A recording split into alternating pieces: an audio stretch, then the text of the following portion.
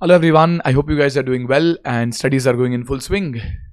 With the last 15 days remaining before the exam, this is the ripe season where students are going helter-skelter, asking their faculties, friends, seniors that is it okay if I leave something? They just need that validation that I want to leave something. You tell me that I can leave it, right?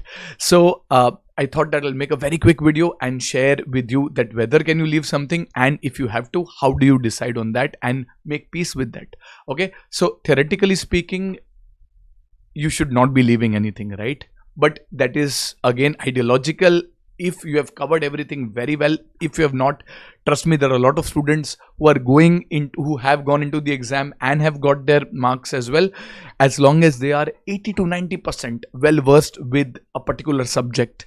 When you have a room, I would say there is a 10 to 15% elbow room, and if you are taking a chance within a 10 to 15%, I'm telling you, you are not really doing something which is not done in the past. So don't kill yourself for that and don't really feel guilty about it. If you have an elbow room of around 10 to 15%, like a lot of students say, sir, can we leave Indes 101?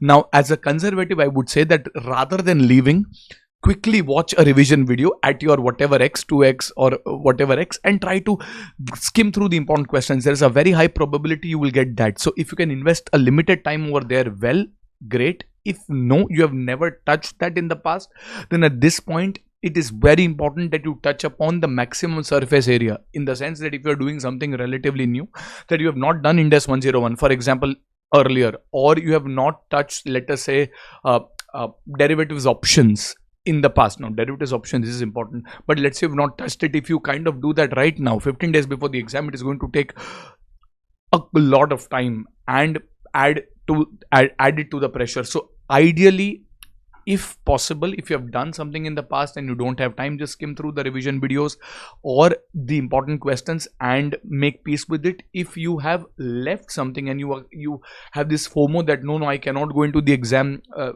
not doing a particular chapter, that's great. But at this point, with 15 days, I would not recommend you pick up new stuff. Try to cover as much surface area as possible when it comes to your preparation, and as long as what you are not covering is within the 10 to 15% threshold, don't really wait and ask for 10 different people for their validations. I'm telling you, no one knows what will come in the exam. We might give our ABC, everyone will give their ABC. It is possible that it may be right, it may be wrong.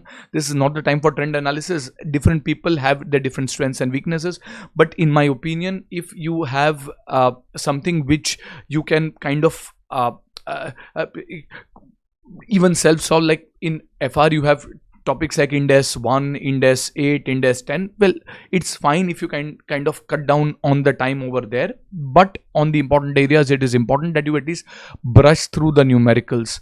Again, at this point, rather than leaving and focusing on what is your weaknesses, I would strongly recommend that consolidate your strengths, because when you get your exam paper, these are the questions you are going to attempt for first. So don't really look on to your weaknesses a lot right now. Focus on your strength. If you think that a particular topic like compound financial instruments, loans at off market terms in financial instruments, or in derivatives, something like portfolio is your strength, ensure that you do that properly. If it means spending a little more time, well, do it. And if there's a particular subject area where you are facing difficulty, like a lot of students face difficulty, for example, in Forex, a lot of them sometimes face difficulty in certain areas of consolidation. Well, I'm not saying that you leave it, just touch upon it and proceed, but give your best shot. You have come this far, you are this close, and if you are worried that I am not covering everything, trust me, more than 80-90% of the students and more than half of those who have cleared in the past